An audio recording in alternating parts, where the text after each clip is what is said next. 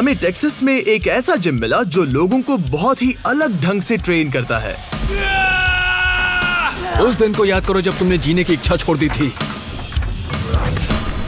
बो Jones, Shelby Estocado, Brandy Fields, Napoli Mendoza. Ryan chain.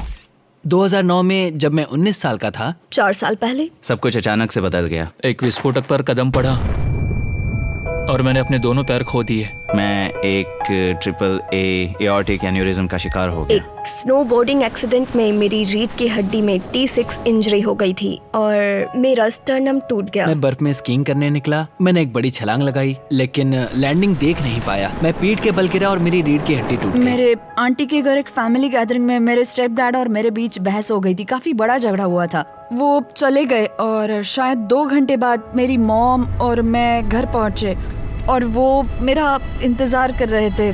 तो जब हम घर पहुंचे तो मेरी मॉम अंदर गई। वो अपनी सीट से उठे और दरवाजे की तरफ आने लगे और मैंने बस सुना कि नहीं नहीं नहीं, और फिर एक गोली चलने की आवाज। मुझे लगा कि उन्होंने मेरी मॉम पर गोली चलाई। जैसे ही मैंने दरवाजा खोला उन्होंने बिना किसी हिचकिचाहट के मुझ पर 3 बार गोली चलाई। गोली लगते ही मैं पैरालाइज हो गई और उसके बाद का मुझे कुछ याद नहीं। मैं सिर्फ उस विनाशकारी भावना की कल्पना कर सकता हूँ जब उन्हें एहसास हुआ होगा कि इसका उनकी जिंदगियों पर कितना बड़ा असर पड़ेगा। मैं जिस मानसिकता में था ये बहुत ही मुश्किल है। ये बहुत ही मुश्किल था। एक 20 साल के आर्मी सोल्जर होने से सीधे एक ऐसी स्थिति में होना जहाँ मैं खुद को खाना भी नहीं खिला सकता। मेरा माइंडसेट बहुत नेगेटिव था। मुझे नफरत हो गई थी अपनी हालत से, जैसा मैं दिखता था उससे। मैं रो रहा था और उस दर्द से जूझ रहा था जिसे उस दुर्घटना की वजह से मुझे झेलना पड़ा। मैं खुद से ये पूछ रहा था कि क्या मैं ये जिंदगी जीना चाहता हूँ? मतलब क्या अब ये जिंदगी जीने लायक बची है? मैं एक पैर ना होने के बावजूद जुजित्सु सीख रहा था। मैं आगे बढ़ना चाहता था, लेकिन फिर एक दिन ट्रेनिंग के दौरान मुझे अचानक बहुत दर्द हो रहा था। इतना ज्यादा कि मैं कार में बैठा और सुसाइड के बारे में सोचने लगा। इंजरी के बाद मैं लगभग 10 साल तक हर दिन सुबह जागता और सोचता कि आज वो दिन है जब मैं खुद की जान लूंगा। मुझे याद है जब आईसीयू में मेरी आँख खुली, उन्होंने बताया मेरा शरीर नीचे से पैरालाइज्ड है। लेकिन जब वो अपनी जिंदगी के सबसे मुश्किल मोड़ पर थे तब कुछ बहुत ही अमेजिंग हुआ। उन्होंने हार ना मानने का फैसला लिया, बल्कि उन्होंने खुद से कहा कि वो और ज्यादा जोश के साथ इन चुनौतियों का सामना करेंगे और जीतेंगे। मैंने तुरंत उनसे कहा कि मैं चलूंगी और 6 दिन बाद मैंने अपने दाहिने पैर के अंगूठे को हिलाना शुरू कर दिया। और मुझे याद है मैंने 11 जुलाई को अपना पहला कदम उठाया था।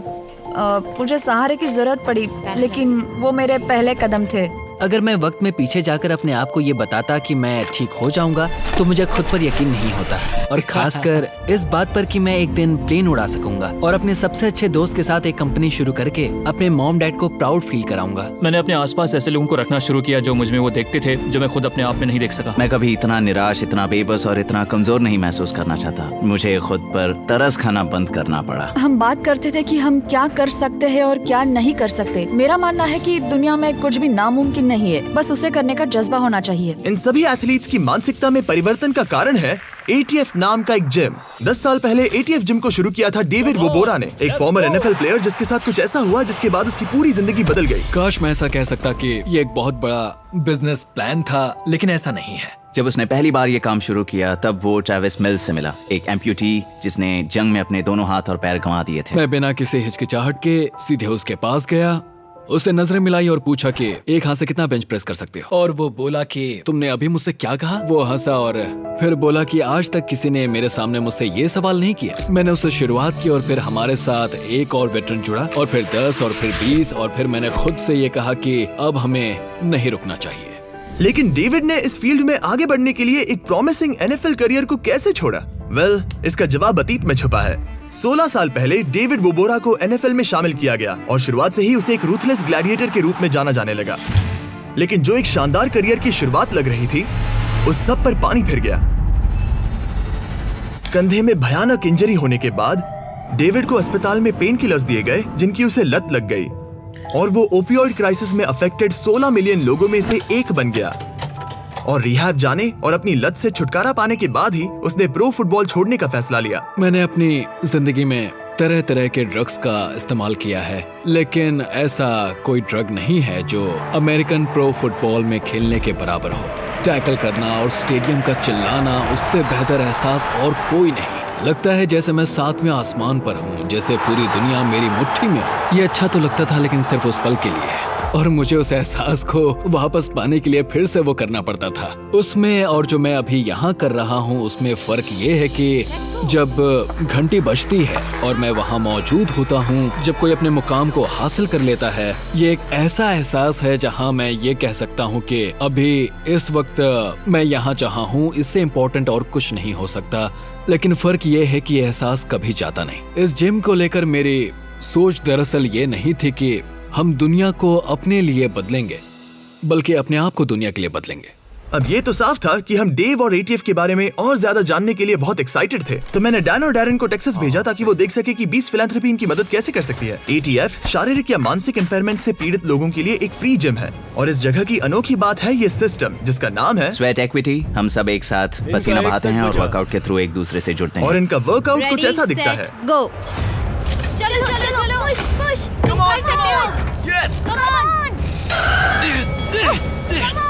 हाँ बिल्कुल। एक जैसे अनुभव वाले लोग अपने साथियों की मदद करने में ज्यादा बेहतर होते हैं क्योंकि वो उनकी चुनौतियों को बेहतर ढंग से समझते हैं। इस शेयर्ड एक्सपीरियंस और अंडरस्टैंडिंग ने एथलीट्स की एक ऐसी कमाल की कम्युनिटी बनाई है जो हर एक व्यक्ति को अपना हाईएस्ट पोटेंशियल हासिल करने में मदद करती है। घंटी तब बजती है जब कोई अपने पर्सनल रिकॉर्ड को हासिल कर ले या फिर कुछ ऐसा कर दिखाए जो पहले उसे नामुमकिन लगता हो। वो घंटी हमारे लिए एक सेलिब्रेशन है। हर कोई अपना जिम रोक कर वहाँ आकर खुशी से चिल्लाता है। ये हम सब के लिए एक इम्पोर्टेंट लेसन है। हमारे अपने संघर्ष और अचीवमेंट्स दूसरों को वो हिम्मत दे सकते हैं जिनकी उन्हें सख्त जरूरत होती है। कभी कभी आपको एहसास होता है कि दूसरों की मदद करके आपको जो ब्रेक थ्रू मिला है उसकी आपको जरूरत थी। मुझे अडेप्टिव ट्रेनिंग फाउंडेशन में आने का मौका मिला और मेरी जिंदगी बदल गई। वर्कआउट पूरा करने के बाद ब्रांडी एक नया पर्सनल वेट लिफ्टिंग रिकॉर्ड तोड़ने की कोशिश में थी। मुझे खुद पर डाउट हुआ लेकिन मैंने अपना मन बना लिया था। ओ तुम बहुत करीब थे। आसपास हौसला देने वाले लोगों का होना और ये पता होना कि मैं अकेली नहीं हूँ। बहुत बढ़िया। मैंने खुद से कहा कि मैं इस वजन को उठाकर ही दम लूंगी। कम ऑन, तुम कर सकती हो। Come on, come on, come on, let's go, let's go. Come on, तुम कर सकती हो। शाबाश, बहुत अच्छे। शाबाश ब्रांडी, तुमने इनमें से हर एक इंसान ने खुद से यही कहा कि वो हार नहीं मानेंगे, उम्मीद नहीं खोएंगे, बल्कि उठ खड़े होंगे और इन नई परिस्थितियों का डट के मुकाबला करेंगे। मैंने कर दिखाया और ये एहसास कमाल का था। मैंने कभी सोचा भी नहीं था कि मैं ऐसा कुछ कर पाऊंगी। मतलब 100 किलो उठाना कुछ भी नामुमकिन नहीं। इन कमाल के एथलीट्स की मेहनत देखने के बाद हमने डेव और एटीएफ जिम को एक स्पेशल सरप्राइज देने का फैसला किया और उसके लिए डैन और डैरन एक गेम सेटअप करने लगे। ये रहे रूल्स। यहाँ आओ। जितनी बार तुम मेरे हाथों में सही से फेंकोगे, हाँ, तो मैं तुम्हें $50,000 दूंगा। $50,000 अगर तुम पकड़ पाए तो। अगर तुम चूके तो तुम मुझे $1,000 दोगे। और मुझे कितना पीछे जाना होगा? जहां से भी तुम फेंकना चाहो। 50,000। -1,000। क्या किया तुमने?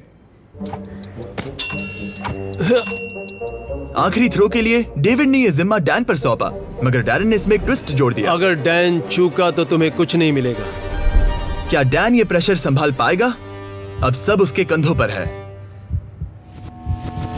इससे पहले कि हम ये जाने कि डेव एटीएफ के लिए $2.5 लाख जीत पाता है या नहीं, मैं शाउट आउट देना चाहता हूँ हमारे पार्टनर स्टैंड टुगेदर को। स्टैंड टुगेदर कुछ समय से इस प्रोग्राम को सपोर्ट कर रहे हैं और जब उन्हें पता चला कि हम एटीएफ के साथ काम करना चाहते हैं, उन्होंने हमें एक बहुत ही जेनरस डोनेशन दिया। 20 फिलैंथ्रोपी की तरह स्टैंड टुगेदर का भी यही मानना है कि जब हम खुद पर विश्वास करते हैं तो हमारे लिए कुछ भी नामुमकिन नहीं होता। और डेव ने हमें दिखाया कि जब हम दूसरों को दिखाते हैं कि हमें भी उन पर विश्वास है तो इसका उन पर बहुत ही अच्छा प्रभाव पड़ता है। चलिए वीडियो जारी रखते हैं।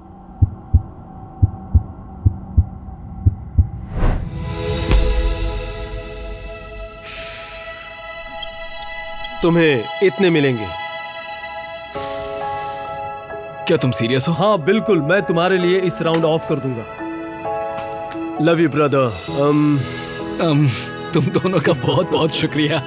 एक कहावत है कि कैरेक्टर स्टील की तरह होता है और उसे आग में तपाकर तैयार किया जाता है। यहाँ पर हमने कई ऐसे लोगों से बात की जिनका कहना था कि वो वक्त में पीछे जाकर अपने साथ हुए हादसे को होने से नहीं रोकेंगे, और ये एक बहुत बड़ी बात है। ये मेरे कानों पर पड़ी सबसे इंस्पायरिंग बातों में से एक है, और मैंने जितनी बार ये सुना उतनी बार मेरे रोंगटे खड़े हो गए।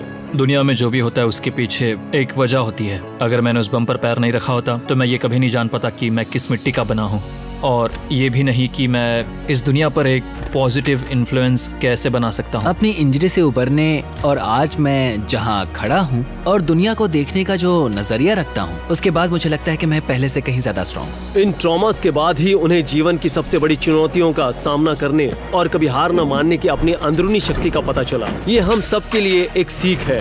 हमें इन लोगों से चुनौतियों का सामना करने और कभी न हार मानने की हिम्मत लेनी चाहिए। हार मत मानिए और आप खुद ही अपनी अंदरूनी शक्ति को देखकर हैरान हो जाएंगे। डेव $20 मिलियन का एक ऐसा सेंटर खोलना चाहता है जहां वो ऐसे और एथलीट्स को ट्रेन कर सके और उनकी मदद कर सके, और साथ ही वो चाहता है कि वो ऐसे और एडेप्टिव एथलीट्स कोचेस तैयार करे जो इस प्रोग्राम को अपनी कम्युनिटीज तक ले जाए। इस सोच को हकीकत में बदलने के लिए डोनेट बटन दबाएं और डिस्क्रिप्शन में दिए गए लिंक पर क्लिक करें।